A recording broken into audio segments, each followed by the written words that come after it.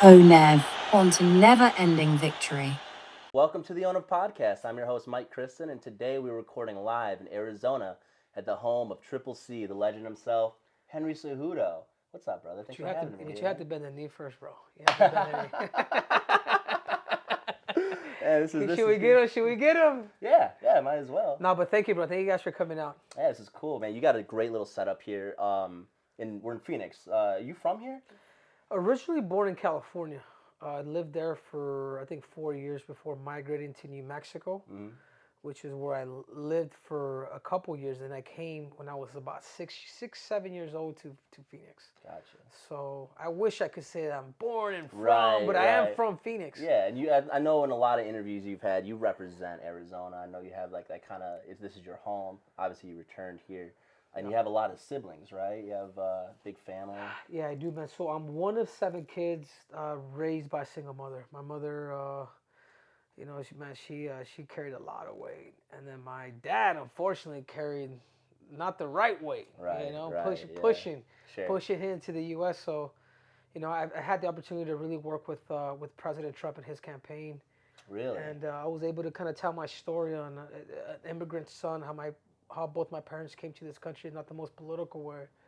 My mom was granted citizenship, in 2011, and my dad was deported in the 90s. Really? He was on the 3 strikes you're out because he had committed so many crimes that he knew, like he was afraid to come back to the U.S. He's like, hey man, you're gonna be doing 25. Right. You know what I'm saying? So. That's great. How'd you get connected with President Trump? I got connected with President Trump. I think people just started to hear my story a little bit, and I've always been an advocate on. I've always believed in the American dream. Right.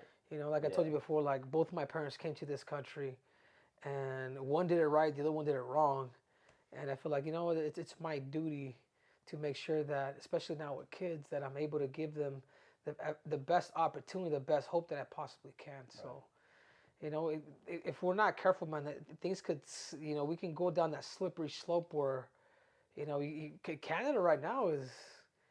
Man, it's not good, man. There's going to be a civil war here coming up. And then obviously you guys saw what Venezuela's going through. I mean, people are literally going to other foreign countries. So I just feel like it's my duty, and, it's been fun. Yeah, man. Son of immigrants, you represented USA in the 2008 Olympics.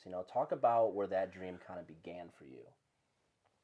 Yeah, well, man, sometimes I don't know if it's nature or nurture, bro. Right. But I think it's a mixture of both. And I think through the nature of things, my dad even though he was a drug addict, he was an athlete too. Okay. He was a stunt diver. he had tried out for the 1984 Olympics for Mexico. Really? Yeah, these are things that I found out later. Really? You know what I'm saying? Yeah. So it's a trip, dude. Of like, whoa. That's crazy. There's things that we have in common. Apparently, he was an alternate. Yeah. Wow, I didn't know. Yeah, crazy, man. Yeah. He was, you know what I mean? He kind of did the same thing, man. Worked with politicians. He worked with a lot of. He had like a podcast too back in those days, and it was like he was a lot of people liked him, but it's unfortunate that he had the addiction, So and then my mother on the other side. She grew up in a war zone, man, like Mexico City, like the slums. Wow, okay. I don't know if you've ever seen Slumdog Millionaire. Yeah, I have. Picture that, dude. That's where my mom's from. Wow, okay. So the higher you go up on the mountain, here in the U.S., the higher you go up on the mountain, the better view that you have. But down in Mexico, the higher you go up on the mountain, there's no roads that that go up that high. Wow. You know what I'm saying? So if you gotta get groceries, whatever that is, you're going up a mile high, dude. Yeah. Before you get here, you may have the best view, but you're definitely gonna work for it. So I just feel like a little bit of that good chemistry, because my mom was a very disciplinarian, and obviously I do know that I have my dad's genes. Like, you know what I'm saying? So I feel like genetically, like my mom never smoked, she never drank. I never seen her do any of that. And then somehow when he would come out of jail, he would impregnate my mom. And at least it was good, right? Yeah. And then, right. But then also, so that's the nature side of it. Now the nurture side of it, because being the youngest of my family, it was I got beat up, man. I got bullied. It was tough. It was tough love. Yeah. Like, I'm not saying as in a bad thing. It's just like, no, there's a pecking order here. like sit down. Right. You know Absolutely. what I'm saying? Yeah. Like my brother's like, oh, did you fight with Angel? I'm like, dude, Angel, he fucking hurt me, man. Like, you know what I'm saying? Like, I wouldn't even go to that Right. extent because I knew that I couldn't be because he was so much bigger than me too. Yeah. Yeah. Speaking of Angel, we just hung out with him like a couple days ago, man. I was talking about you a little bit, and he was talking about how you guys' mindsets are a little different. You're really driven. You're really driven, and you're kind of really focused on your goals, and whatever doesn't serve those goals, if they don't, if that doesn't support you, you find no real use for them, right? Well, where did that kind of mindset come from? Yeah, man. I think just being loyal to the dream. You know, I'm not sure if we talked about this with with Mičić, but it's being loyal to the dream, dude. Like I've learned like in the past that I've made mistakes, particularly in fighting. You know, having people that were loyal to them creating a world champion where they have like 30 other guys that they're trying to train. So I just knew that you got to cut things out, man. I think the only way to the truth is when you're not loyal to your coaches, not loyal to your training partners, not loyal to yourself, because then you get all the emotions out of there. Mm-hmm. But when you're loyal to your dream, then you will do whatever business decision you have to get the damn job done. Yeah, absolutely. And I think when you talk about me and my brother was so talented, like 2023 Coach of the Year. 4-time state champ here at Arizona, won Fargo, won the Schultz. Like Angel was really, really, really, really good.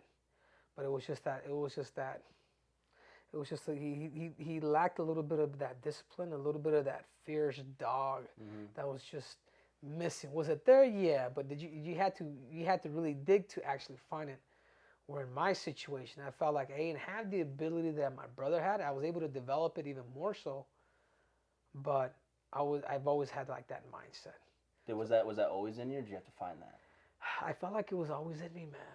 Even as a poor ghetto kid, not knowing a lick of wrestling, not knowing the sport of wrestling, I just feel like there's always something like there's a drive in me that I just cannot explain because it was always in me. Absolutely. Like I was never a kid that didn't believe in myself. Like if anything, I think I was probably even more cocky. Yeah. Like even what you get now with me, like I've always been like that. Like Okay. it's not like I'm turning up a persona. No, not really. Like if you go back and you ask Angel and everybody else, like no, there's always been a little cockiness to him. So you don't feel like you're playing a character? No. I mean, I can amp it up. Oh, right, I'm gonna kill you, but yeah. in reality, it's kind of what I feel. Yeah. And I will tell you, and I'll have fun with it now. Sure. Yeah. You know what I'm saying? Yeah.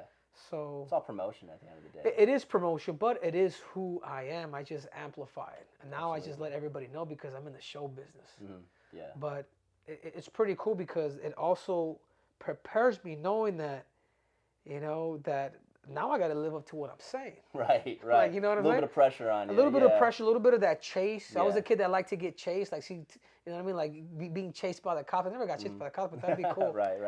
Just to kind of get a little bit of that thrill. For sure. And I think part of me, I get a little bit of that thrill. And I personally like the pressure that comes with it. Because whether you win or you lose, it's like, to me, it's like, it's almost like I'm carefree. It's almost like you give a fuck to not give a fuck. You don't give a fuck to give a fuck to not give a fuck. If that makes any sense. Like you gotta care to not care to care. Right. No, or you gotta care, or you gotta not care to not care. Like, you know what I'm saying? Yeah. Like, it's like whatever the outcome is, as long as that I'm able to give what I have and I prepare correctly, then I'm okay with the outcome. That's awesome, man. Well, that not give a fuck attitude that you're talking about, I think is kind of exemplified in a story you told me last time we were out here earlier this year about when you were like 16 and you essentially ran away to New York to watch the World Championships, right? Can you give me a little bit about insight of maybe what was going through your mind in those moments of wanting to see the greatness in front of you? Yeah, because it's just a dream, bro. Like, I've always been so addicted and loyal to the dream that I wanted. Man, I was on my own, bro. When I was training, I would wake up at 6 in the morning, 5 in the morning, work out before I would go to school. Like, nobody would tell me anything. I would have practice, and then from there, I would run 5-6 miles to my house. Okay. Like, you know what I'm saying? So that level of dedication that I had in high school. And I've always been a fan of the World Championships. But in particular, I go back to, and I think of a guy like Zeke. And I remember watching Zeke Jones. I was a 5th grade kid, man. I was literally in 5th grade. And I'll never forget it because my coach at that time gave us a videotape on wrestling, and then we punch it in, and it was Zeke Jones. It was an instructional wrestling tape, and it was Zeke Jones showing all of his techniques. And this was back in the 90s. This was back in maybe 98. And remember, I put the thing on, and it shows him and his highlight of him beating Valentin Jordanov, 9-time world champ, Olympic champ. Like, I was like, holy shit, man. Like, I didn't even show the whole match, but just the simple fact that I was able to see somebody, a small guy, go in there and actually become a world champion. I was like, man, when do they have these world championships? Right. Like, you know what I'm saying? Yeah, like, I want to see this. I want to see this personally live. So when I was 15, I think this was back in 2002 in New York. I remember the new USA Wrestling, the Mat.com, like they were announcing that the world champs were coming to New York. And I'm like, hell yeah, dude. Like, I'm going, dude. Like, I'm going. I'm going to go over there. I'm going to go watch and do the whole 9.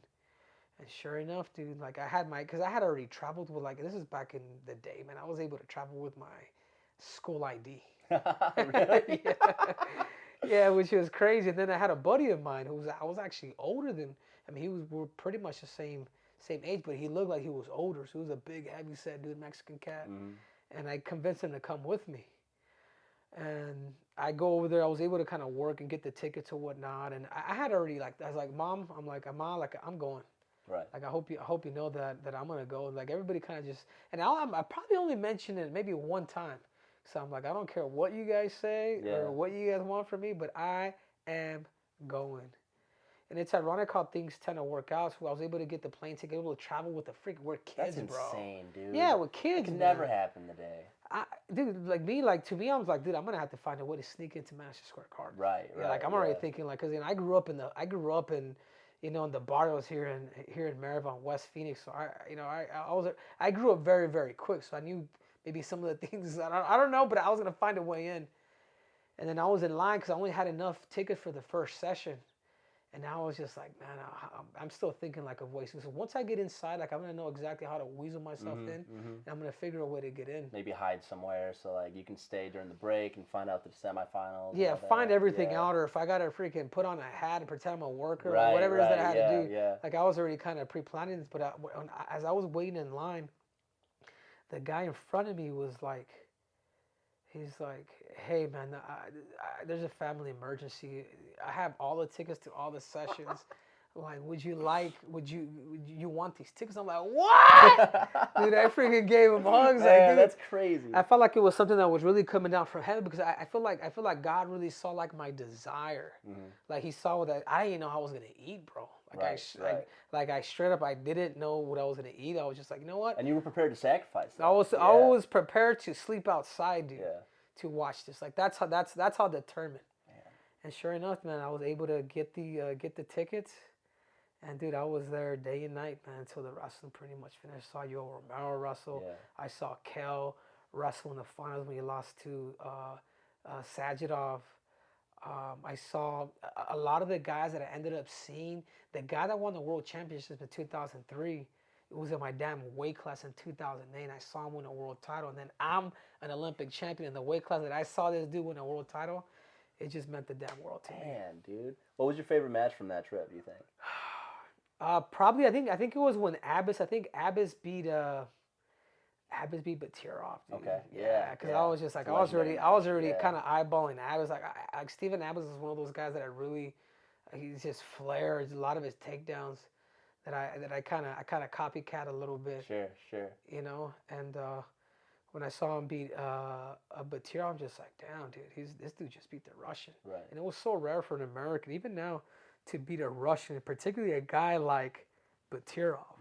Absolutely. You know, and that was one match that I do remember. And I remember Abbas just, you know, like, USA. Right. USA. Winning it in the States has got to be crazy too. Winning it in New York and then seeing just everything, man. It was cool. Yeah, man. So, you're 15, that happens to you. Pretty much right after that, you dedicate your life to freestyle wrestling, right? Yeah. You're winning a couple Pan American championships. Your goal, obviously, is Olympic champion. What was life like in those moments when you're like, this is all I want, is to be an Olympic champion? Yeah, it was, first of all, moving from home. I remember being discovered for the first time when I was, people knew who I were, but I don't think they really saw the dedication that I was willing to do. Right.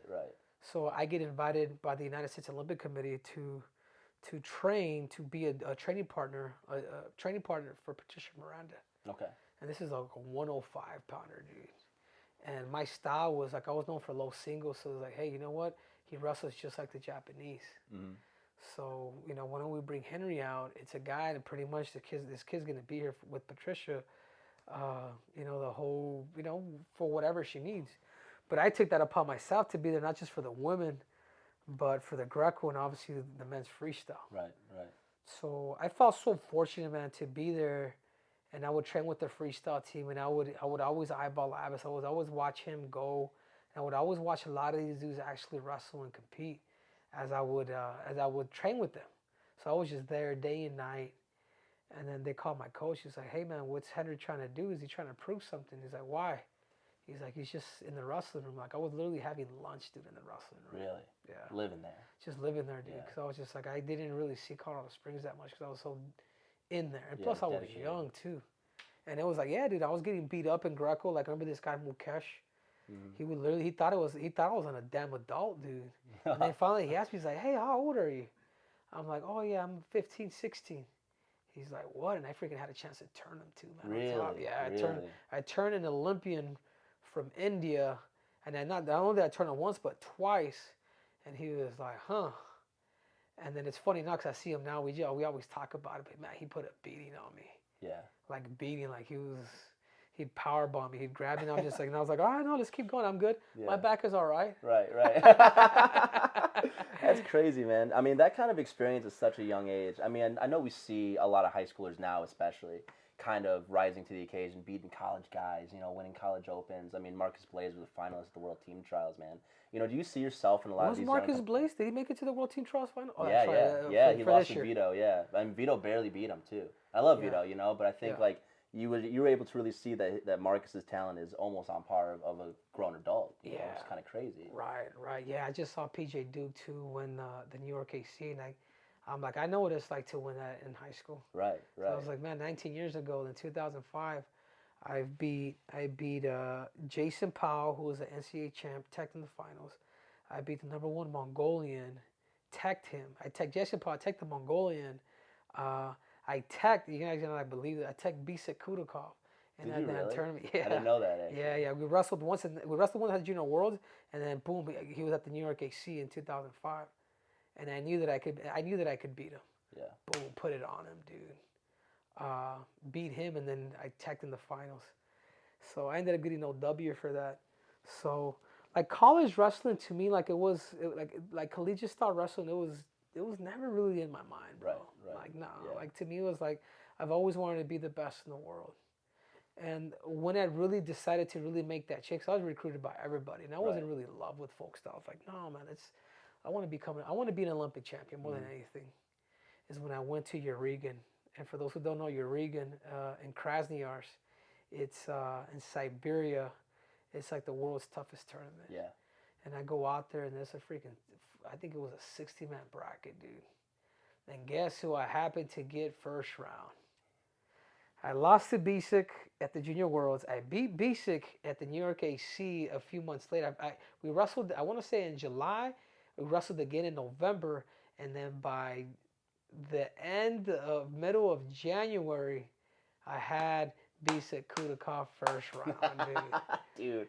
What was that? What was that? I mean, fresh off. They did that shit on purpose. What were you doing? What was your mind like? No, they did that shit. No, I was just like, I didn't know who the hell it was. And then Terry kind of mentioned, but I thought he was kind of playing. I'm like, dude, out of 60 people, how am I going to get this dude first round? Right. And particularly because, you know what I'm saying? It's like, but it's Russia. Absolutely. So I ended up getting him. He ends up beating me. And man, I just never, and then he made it all the way to the semis. And then he lost to Orta Santana, the other Olympic champ. And then I'm just like, damn, dude, like we're all the same age. Like I want to say Bisic was maybe a year, and maybe Orta Santana they were probably a year older than me, maybe both of them, or maybe I might be older than Orta Santana, but I know Bisic was a year older than me. And I just sat there the whole time for 3 days, dude, as long as the tournament kind of lasted. And I was just like this, dude. Man. Just fucking fuming. Yeah. But then also understanding that there's a lot of catch-up to do. A lot of room to grow. A lot of room to grow. What year was that? This was in 2006, dude. Okay. This was in 2006. So then I told Kevin Jackson, I'm like, Kevin, I'm not going to college, man. Like, I'm dedicating myself here. I mean, look, dude, I just saw all these NCAA champs that couldn't get out of round one, dude. Right. That we brought over. That Right. 3-time, 4-time NCAA champ. So then to me, it was like, no, I was like, KJ, I'm in, dude. Yeah. I'm dedicated. Let's chase this dream. And I mean, those guys wanted me to stay at college. They're like, dude, we've invested so much in you. I'm like, no, let's. So I never really kind of went through that whole drama being, where am I going to go? Kind of, a little bit. But it was never really real to me. You never even really entertained the thought of I did my recruiting trips just for the sake of it, but no, not really, man. Like, that was just, I just knew that I was different. Yeah. Like, I didn't want a college experience. I didn't want any of that. I wanted the Olympic championship experience, and that's what I got. And you did, man. And so you going into the Olympics in 2008. I remember the Worlds before you went 0-1, correct?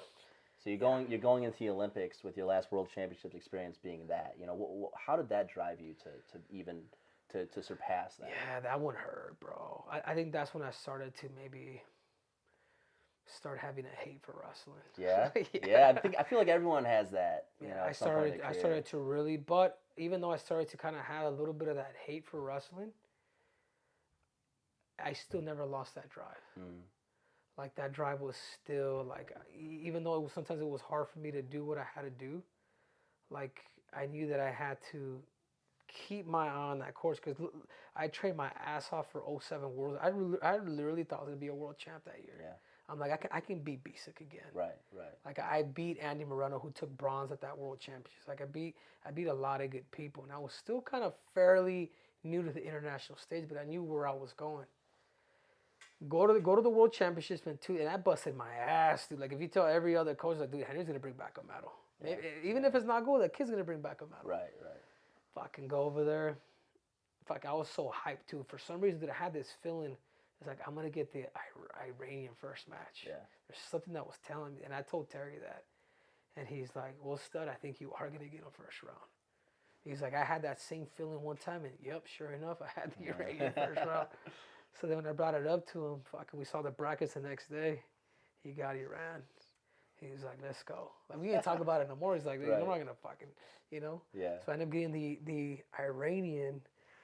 And yeah, bro, I remember going into that match, like, super hyped. Like, I was, like, already kind of, like, flexing. Like, ah! Yeah. Because, you know, it was my dream. I go back and I think of that 1991 film that I watched of Zeke Jones. Like, all right, it's my turn now. Right, yeah. Type of thing. Yeah.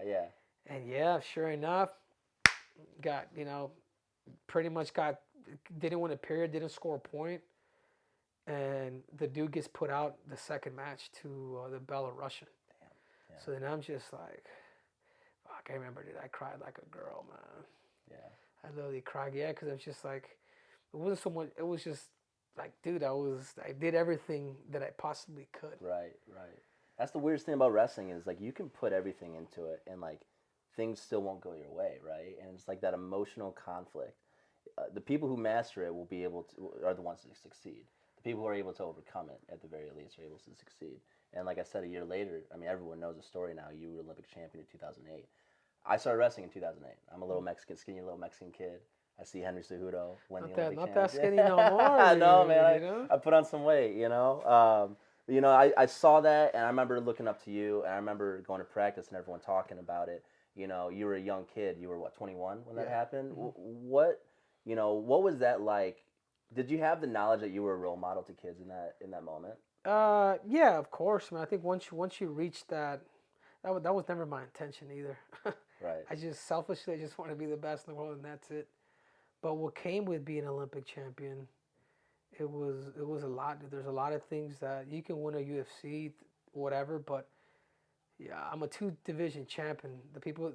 When you tell people you're an Olympic champion, it's another level of respect, because not everybody likes the MMA or the UFC. When you're like, oh, I'm the best in the world, and in an Olympic sport, you're like, whoa. So to me, appearances. I wrote a book. I was, I worked with President Obama at that time and Michelle Obama. And you were deep in politics from the beginning. Yeah. I was even a dem back in the day. Yeah, right. But it was more of me helping them with their child obesity campaign that they had developed, like going to schools and things like that. So I was working with Michelle Michelle and Barack at that time. So I was able to kind of rub elbows, but I didn't vote. So, Gotcha. but anyways, just a lot of cool stuff. But to go back to the Olympics, like because of that love-hate relationship that kind of developed after feeling that pain, like it just sucked, dude. Yeah. And I think once I got to the Olympics, I remember getting to the Olympics on the first day. I'm just like, you're telling me in 2 weeks, everything that I've ever dreamed of is gone. Man. Like, you know what I'm saying? Like, That's you're at the kinda Olympic heavy. Village, you're seeing LeBron, Yeah. you're seeing a lot of these dudes walk Right. around, and then You're on top of the world, man. yeah, and then no. To me, I saw it different. I was just like, fucking, that's it. Like this is this like it's not like, oh, it's like I'm not. It wasn't even like what you were thinking. Like, oh my god, I'm here. Like I'm all like, oh my god, this shit's about to be over, and then I got to do it again. Well, you took a little break from wrestling in between there, right? Well, Between, but let me you tell you fought- how it kind of started. Because once I was there, dude, and I started getting kind of closer, I kind of started having these thoughts of maybe just leaving the Olympic Games, like jumping on a flight and just going back home. Holy shit! Yeah. Wow. Like, yeah, I'm just like, this is all gone because I didn't want to feel that pain of losing again. Like, you know what I'm saying? Like Yeah. that's what hurt. Not the weight, cause not any of this other shit. Yeah. Like it was more just like, man, I hate me busting my ass and doing everything that I possibly can, being the first one in, last one out, dedicating everything, foregoing everything, and then boom, I'm I hated that pain. I didn't want to feel it no more. Yeah. So, but I was able to just say, hey, you know what, fuck it, I'm here, make the weight, which I struggled. Yeah. I struggled very, very bad. It was probably even till today, man, probably the worst weight cut of my life. For a lot of different But stories. no, about for a that, lot. Yeah. But for the same reason was because my attitude wasn't there. Gotcha. Because I was thinking about running. So part of possibly my excuse of why I got so big is because I wanted to make that excuse to leave. Yeah. Like, you know what I'm saying? Until my rational side come together, like, I'm here, man. Yeah. Like I can't bitch out. Yeah. Like Absolutely. I can bitch out anywhere else, but not here. Not the Olympics, man. And so happened to be I make the weight, and then I remember in the car, like I was fucking, it was terrible, dude. Fucking, I did 9 pounds, bro. Already somewhat like a white tongue, like dehydrated. And then fucking have Terry Brands put you through a weight cut. Shit. Man, talk about your relationship with Terry, man. I know he was your coach for a while when he was the development coach or the head coach even of the world team for a while, right? Yeah, no, for sure. My relationship with Terry was good, but like even in that situation, like he knew, man, because he's been there before. So he's very smart, man. I think he's misunderstood, very passionate, very patriotic, everything that you can think of. Right. It's almost like when people tell me, how's Mike Tyson? I have a good relationship with Mike. Like, Mike's like 6 people in one. And it's like Terry's just has one mode. You know what I'm saying? But he was able to get my weight down, and we were able to get it down within like, I think an hour and like maybe 40 minutes, dude. Jeez, man. An hour 40 minutes, but it was like horrible, dude. Like my brother thought about pulling me out. But I remember like going to the weigh-ins. I was the last, but like it was so bad that I was the last person to weigh in. Wow. I looked terrible, dude. Yeah. And I couldn't fucking walk. And I remember telling my brother, like, I was like, dude, this is the last time I'm making 55 kilos. And I think, I didn't tell this to these guys, but this is the last time I'm ever wrestling. So I went out there with that mentality of saying that I'm going to wrestle. Like, if I die tomorrow, I want to make sure that I die happy. Like, I want to wrestle. Like, you're going to have to kill me to beat me. And then the Olympic Games starts. I draw the world champion first round.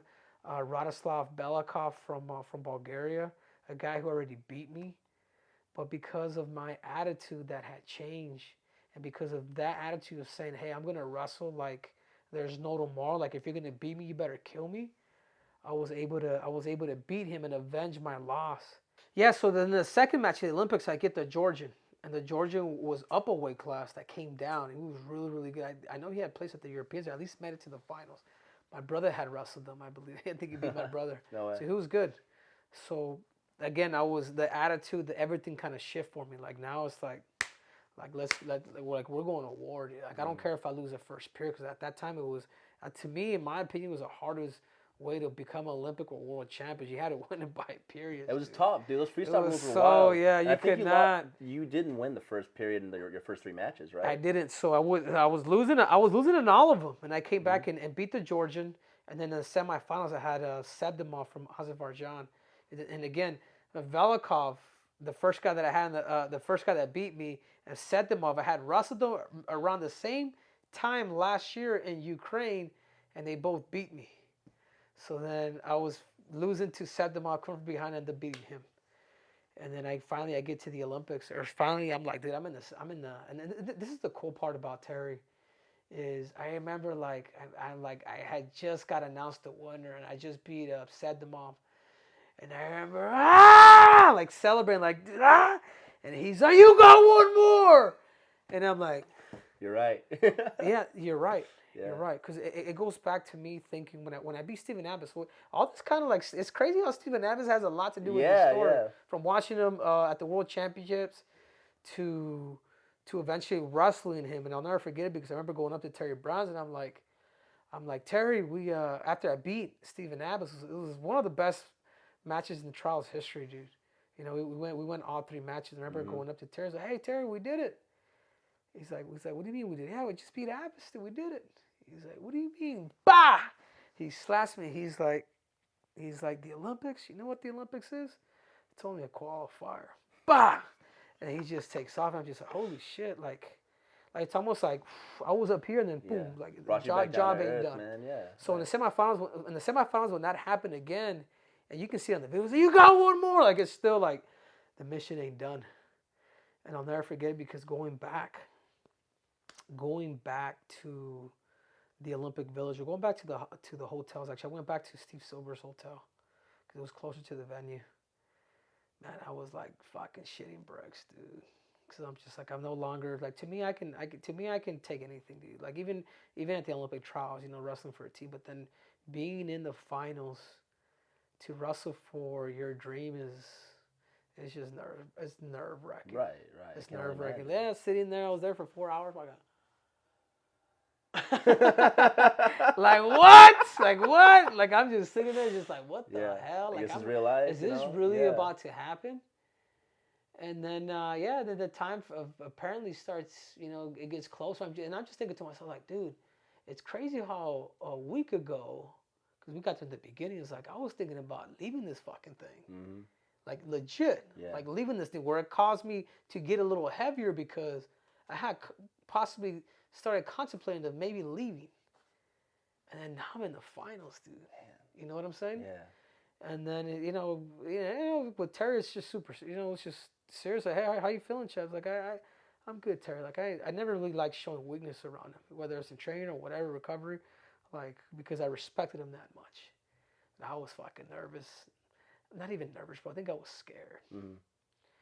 And I'll never forget it because going back to the venue, dude, now, it was crazy because as soon as we got to the venue, and as soon as we literally got into the fucking stadium, dude, this fucking confidence like entered in me, dude. Like it was a trip. I was like, no, this is just another match, dude. Yeah. Like I dreamt of this moment so much, and I would daydream in high school.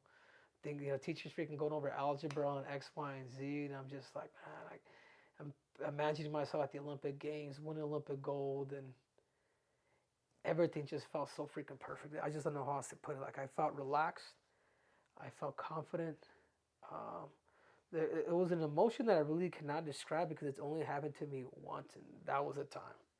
Because really? That's almost like I knew that I was gonna beat this dude. Yeah. Tomohiro Hatanara, he just pinned Kudakov too. He beat him first period handily, and then fucking sticks him, beating him through points, and then sticks him. I'm like, all right, I'm about to beat the guy that beat Bixik because I feel good. Yeah. And yeah, sure enough, dude, two pairs, I got him out. And it's ironic because even like the technique that I hit him in the finals, like I was telling my brothers, like, I'm gonna hit this thing. I'm gonna hit it, dude. Like Kel showed me, but I kind of modify a little because he goes straight here. Mm-hmm. I would turn the head and then go here and then kind of come up to the high crotch. Yeah. So then I was able to catch that, and he just like, fuck. Dude. Like I don't even think he believes it. Right. Because I had trained for Kel for like 5 days. Cause he at that time he really wanted me. He saw something special in me. And he showed me that, and I started just adding like new things because of what Kel, the influence that he made me. And next, you know what, I'm hitting his freaking move in the finals. That's so cool. You know what I'm saying? Yeah. Slamming this dude on his head, and at that time when I became Olympic champion, it was just relief, dude. Yeah. Like if you watch me, like I'm legit like crying. Like it's not a front. It's a joy. It's a peace. It's a satisfaction. It is probably a sadness too. Yeah. I'm just thinking like where we came from. It's almost like surreal because like I felt like my whole life, you know, like, or maybe it was just maybe that year of 2007 when I didn't score a fucking point at the World Championships. I'm like, all right, here you go, motherfucker! Ah! You know what I'm saying? Like, take that. Yeah. Like, take that. Like, I knew that I could do it. Like, I knew it. So it was a satisfaction. So once I did that, I didn't want to wrestle no more. because you do have respect for the game, and I just didn't want to feel the hurt no more. Dude. I didn't want to feel that pain, dude, of doing everything that I possibly can, and then zero, nada. Man. You know what I'm saying? I can't. I mean, yeah, I do, but I don't because I've never been in that situation. But shortly, you know, you ended up transitioning to MMA, and obviously, you know, made your mark there as one of the best fighters in history, man. You telling me you didn't feel that way when you became a double champ? Not really, dude. Really? How come? Why? I don't know how to explain it, dude. Because to me, it's like I'm not even necessarily a competitor. What I've learned for myself, like I am a competitor, but I'm a conqueror. Yeah. Like once I do things and I conquer something, like I move on. I'm easy. To me, it's easy to move on for things. Okay, what's next? What's next? Yeah, yeah. You know, like even now, dude. Like I'll be honest with you, dude. It is hard for me to even fight, not because I'm older, but it's just because I've conquered what I already set out to conquer. You don't need to fight anymore. I don't. But it's also when you have kids, it's also good money. Well, yeah. You know what I'm saying? But if I didn't have kids, I would have probably never came back. Like, you know what I'm saying? Yeah. Okay. And I live good, but I also want my kids. I want my kids to be well off. Like I don't want them to. Want that generational wealth. You experienced, you know, like you said you came from the guy. Poverty, and you know, I can only imagine like having kids. You don't want them to grow up the same way you do. You know, you want them to be blessed. I mean, you have a beautiful home. You know, there's gold everywhere. They get to look up their dad, man. It's cold in here. Absolutely, man. You know, with your UFC career, you know, you were becoming double champ right when it's huge now, and it's been huge for the past decade. But it's really ramping up when you were really kind of get in your prime of your career. You know, what was that experience like? Oh, it was awesome. That I was single too. I mean, I was. Dating all across the world, dude. Learned all kinds of languages, you know. And I'm like Mag that if I like a girl, I don't care how tall she is. Like I would, you know what I'm saying? I would just have fun because I you like to climb trees from time to time. I'm a tree climber, dude. But more importantly, I like to chop them down. Absolutely. So it was fun, bro. Like you kidding me? But I knew that I was done competing when I won my second bout. A lot of people don't know this, dude. I went in there with a sprained ankle, and then I blew my shoulder out in the last 30 seconds of round one. You'll notice this dude's kicking my legs. I had to switch to southpaw, Marlon Moraes, and then I ended up throwing a straight left. I ended up missing him, and I ended up hearing like a whip, dude. And then you can see in the video that I do this. I'm like, oh shit! Like talk about composure. Like I had to hold my composure. But I feel like it took a little bit of pain that was going on here because he was kicking the crap out of my legs, and I remember going back because he knew, man. He knew something had happened with my. People just know, dude, and because the night before they heard me scream, and then I had like it was my left ankle. Yes, it was my left ankle. It was like legit black and blue, so I couldn't even wrestle, dude. God. And I still decided to do the antics, the freaking crowns, slapping the snake, the pillows. Like I'm like, fuck it, dude. Like, you know what I'm saying? It goes. I'm a rehearse, so I might as well just go. Now I got to take even bigger risks. Right. Absolutely. Now, how can I get into this dude's mentality? And yeah, man. Sure enough, I was losing, getting ready to get stopped, and with a torn shoulder. I mean, I have a pin in here now, like because it was so bad that part of the bone came out of the ligament. And I had to fight this dude literally with one arm. Man. And I just go back and and there was a right hand that I caught him with, that I saw his demeanor change. And when his demeanor changed, I'm like, nah. It's like now it's my turn. Like it's my time to eat. And I ended up because I don't think he really understood like the willpower that I had to just stay in here. Like if I'm not folding, like my mind's not gonna fold. My body may. If my body does go out first, then it's all good. Like you know what I'm saying? But my mind is can't kill this. Yeah, you cannot kill this. But physically, dude, like he was to this point of stopping me, dude, because I could not fucking move, man. That's crazy. I ended up beating him. I ended up stopping him. Became the champion. Then I was out for a good year. And I had the time of my life, dude. I had fun. I was like, injured, man, rehab, dude, this shit is cool, dude. Like, you know what I mean? Since since the age of 11 all the way to what it is now, like I've been competing my whole damn life. Yeah. And I go back to getting to know myself as like I've learned that I'm a competitor, but even more so than a competitor, I'm a conqueror. Yeah. And I think once I defended my belt with Dominic Cruz, I was already an Olympic champion, flyweight champion, and defended the flyweight championship belt and the bantamweight champion belt. And I just said deuces, like peace. Right. And it has nothing to do with. I tend to figure out too that it had nothing really to do with money. Now it is, but then it was more of just feeling that satisfaction. Yeah. And then leaving with the best credentials, in my opinion, the greatest combat credentials in history. You really, I mean, Triple C, man, that's some serious shit. And I don't know if that's my ego talking, but I don't know. I it mean, was they're fun, facts. dude. They're facts, man. Are you gonna fight again? Yeah. So the plan is, yeah, man. I still want to go at it, dude. I still I feel like there's I'm 37 now. I'm gonna be 38 in February. I talked to Daniel. I talked to Cormier and people like that before I make decisions. But as of right now, yeah, of course. I remember you were kind of banged up when you were training at last camp. Oh yeah, I had a torn groin, man. Yeah. Did that play a big part into your? Because I watched that fight. Yeah, there's no way, man. There's no way that I can get that in like that. No. Well, you guys were here. Yeah. I know Peyton Tablet came too, so he saw me. He saw me fucking limping on one leg. I kind of run with these dudes, and we're doing like hill sprints. But this is probably the only way that I'm safe enough to go to get my conditioning in. Sure. Like, you know what I'm saying? So we're doing like a real like steep hill, but that was really the only way, man. Because anything that had to do with me opening. Yeah, that's gonna sound very weird, but I know what you mean, though. Yeah, just say it. Just say it. Spread eagle. Right. But it's what it is, man. It's what it is. I've always fought injured. I've always found a way to win, but not that time, dude. You know what I'm saying? Yeah, so it's tough, man. It's tough. It sucks, but you know, you have to respect the game, and sometimes you do well, and sometimes you just don't. But you just gotta. Speaking of the game, man, I feel like you can't, like, during your whole combat career, whether it's wrestling or MMA, I feel like you kind of lived through such a transitional period of training. I remember seeing this video of you. I think it's you and Mako and Terry in like this hot ass Arizona State room doing this crazy fucking circuit. And that's after, and that was after a hard ass. That was, dude, that looked crazy. I remember it's like a 10-minute video. It's insane. It's a video I used to watch when I was a kid. But now, man, training's so scientific, so tailored. I mean, we talked about rest days last time we were out here, man. You know what?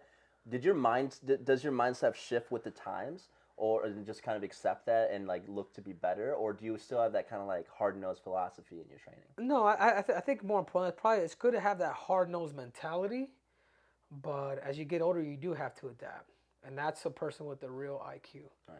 You know, do you have the ability to be honest with yourself? And I've always stretched though, ever since I was a kid. And I think that's something that's always saved me. Like I was introduced to this guy by the name of Brian Davis, and he really, he's one of my mentors, even till today.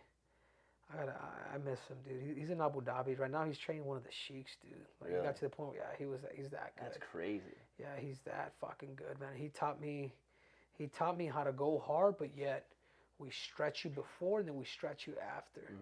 And I was a 15-year-old kid when I got introduced to this dude. One of some of the hardest workouts you'll ever do in your life. And I was just able to take a lot of these methods. Like you go to Russia, you know how they like to play wrestle and things like that. So I brought a lot of that over, but for fighting, and then just kind of getting different ways and different viewpoints on how is it that I want to get to my goal, to where I'm not just competing, but I'm actually learning. Right.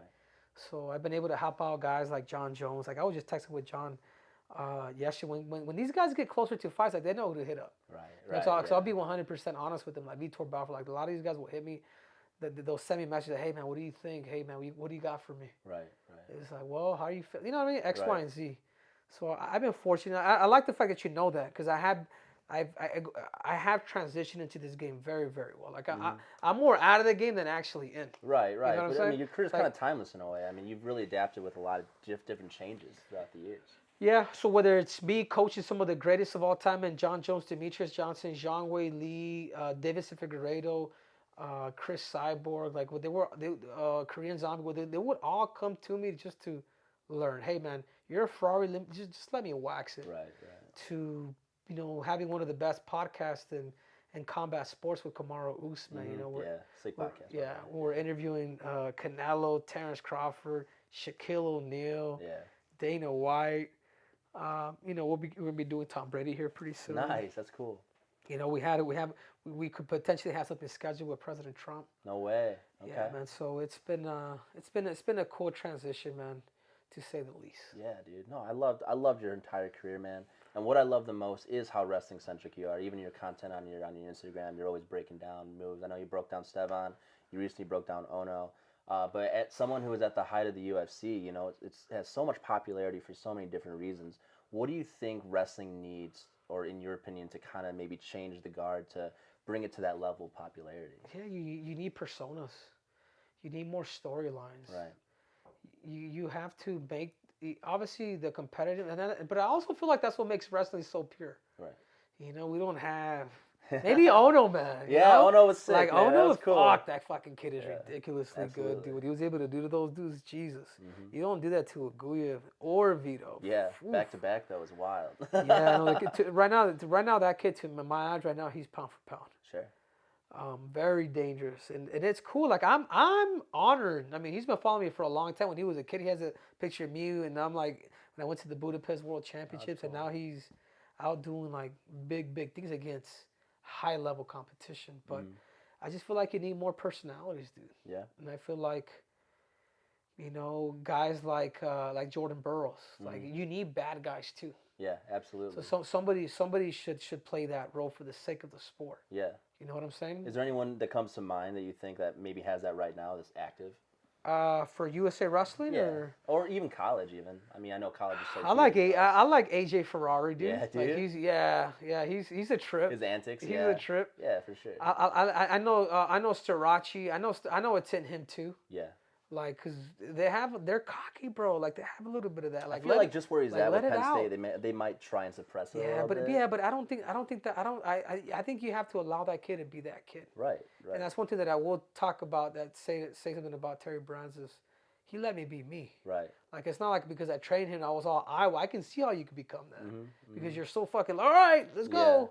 But to me, it was like I've always had like that Latin kind of spirit to me too. Absolutely. That was just kind of like different. I was still, even those days, fucking corny and silly.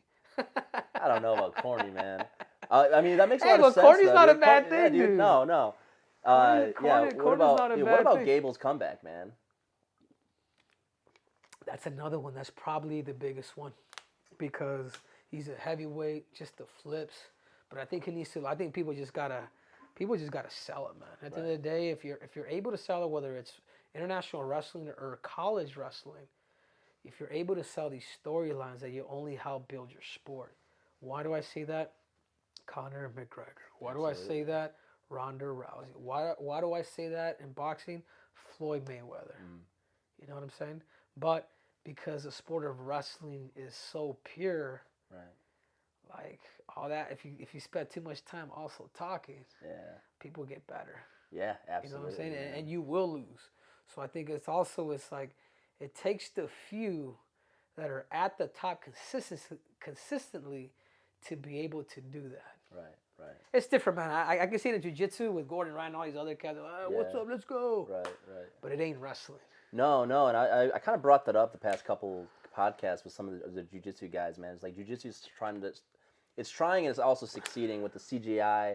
It's starting to get a little bit more limelight, that kind of shit. Kinda, dude. They probably shot themselves in the foot because now Mo's not a part of it, which he's a good friend. And I mean, these jiu-jitsu people, they probably shot themselves in the foot too. You think so? Well, because of just the amount of money that he put into that event. But I get it though. I like the trolling that he's doing. It's unfortunate it has to be to my friend, but Right. he's Yeah. growing the sport. Hmm.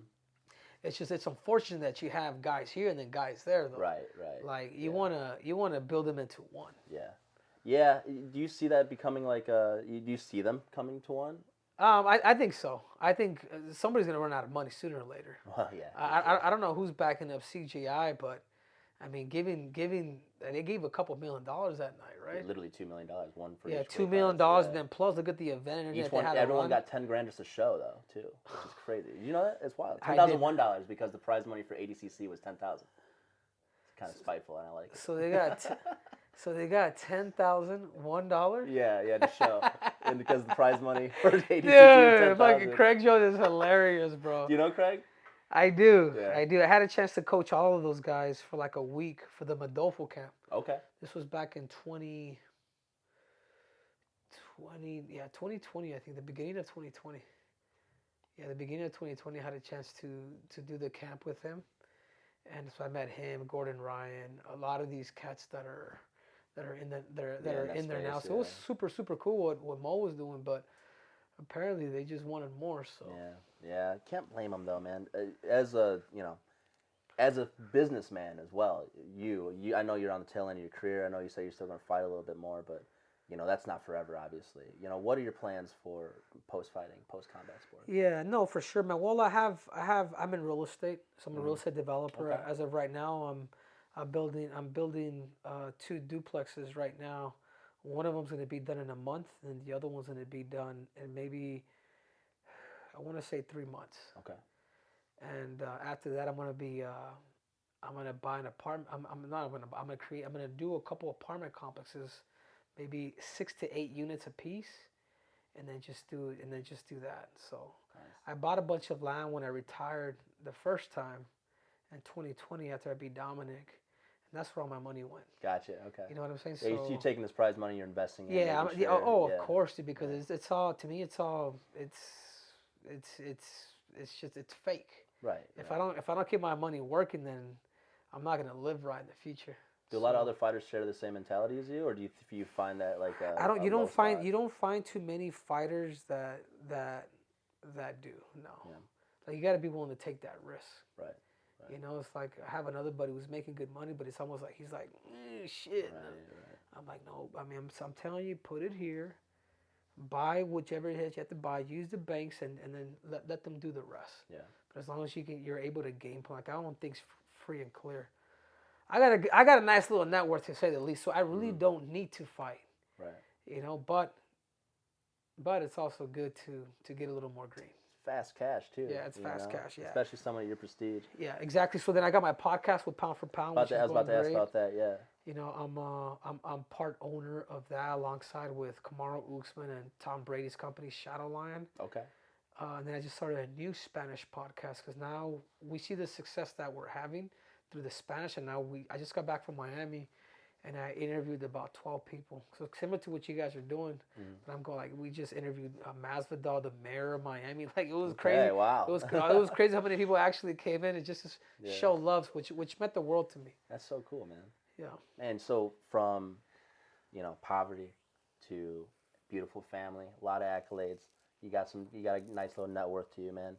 A lot of it really came down to you chasing a dream, man, and kind of just risking it all, throwing caution to the wind, not giving a fuck.